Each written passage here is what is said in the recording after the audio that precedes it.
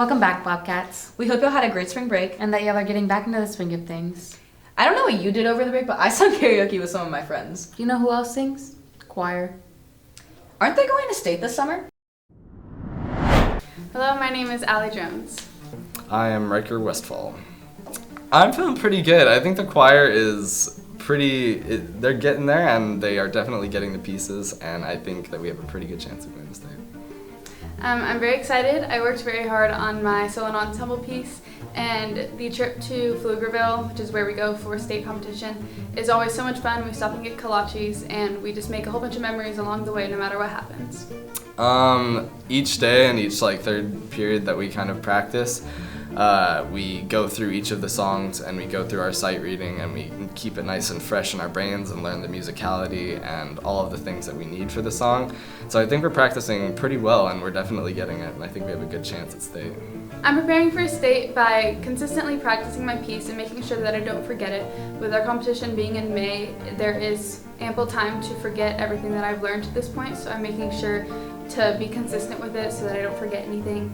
I'm also recording myself singing it and listening over that and critiquing myself, as well as looking over the notes that I was given at the initial round of competition. Yes, we have made state almost every single year since I've been here, and had multiple students each year. I think the most we had go to state was like 7 or 8, and we have obviously a handful this year as well. It really depends on the amount of work they're willing to put in. Obviously, natural talent makes things easier, but if you're not willing to work with natural talent, the ones who are willing to work will eventually supersede you. And so when you have a combination of a kid who is talented and is a hard worker, their only limit is themselves. It is a very lonely process when it comes to what most happens in the school, where you're greeted by your peers and, you know, congratulations. This is after school, so it's a very unique situation, but it is extremely rewarding, and the people that have walked through this and accomplished these great goals know the value of the merit that they have earned, and that's really what matters, is that if somebody has done this, then you get the respect of another person who knows how much work that is. Wow, they're really talented at singing. Unlike you. Hey, I have other qualities. What, like soccer? Okay, let's just go to sports. Welcome back to the CC Show, Bobcats. I'm your host, Chase. And I'm Jacob. This week we'll be covering our back-to-back 4A state champ girls soccer team. They just won district and now are in playoffs. Let's go talk to them. Hey y'all, I'm with Caitlin Gustafson, girls goalie for varsity soccer. And Caitlin, how does it feel to have that pressure? Because y'all are back-to-back state champions and y'all are starting playoffs soon. So how does it feel to have like that pressure to win another state championship? It's definitely, there's a lot of it, but it's also kind of exciting having to try and fight for it one more time, and as a senior having to fight for it for my last time. And obviously no one wants to get knocked out. If we get knocked out, it is what it is, but the goal is to have the final game be that state championship game, so. Hey y'all, I'm with Sammy Kuros, midfielder for varsity girls soccer, and Sammy, y'all are back-to-back state champions. So and you're starting playoffs soon, so how does it feel to have that type of pressure, onto you? It really strives me to all my limits to do my best, and with that and the support of my teammates, we can make it through it. Yeah, and you can do anything with your teammates. So you all have playoffs coming up very soon, like I think next week. Yep. How is the team preparing?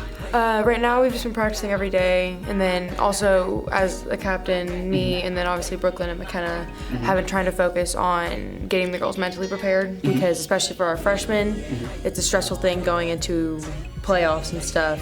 We're preparing by we do a few team bondings, might not be with the whole team, but we do groups, or sometimes even full team. Yeah, that's good. We'd go dinner or just hang around. But besides team bonding, we do a lot of practicing, and we push ourselves to practice to do better. So since playoffs are coming up, who is the team y'all are most excited to play? Personally, I don't really have a team that I'm focused on playing, because with how playoffs go and with seeing how some of these teams end up working out, anything could really happen. You'll have big upsets, and then you'll have some teams who coast through, so we never will really know who will play until pretty much each bracket kind of gets all the games happen and stuff.